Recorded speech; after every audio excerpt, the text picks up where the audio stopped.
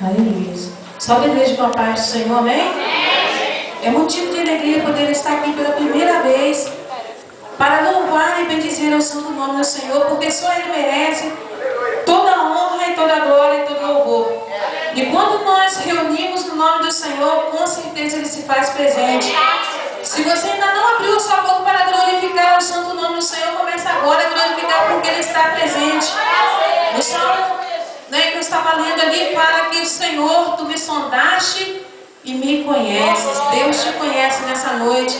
E o Senhor sabe que você precisa de um milagre. Quem precisa de um milagre nessa noite? Você crê que você vai receber o seu milagre? Amém? Porque Deus está aqui. Louvado e agradecido é o santo nome do Senhor. Quero pedir toda a igreja que souber me ajudar. Adore a Deus junto comigo em nome de Jesus.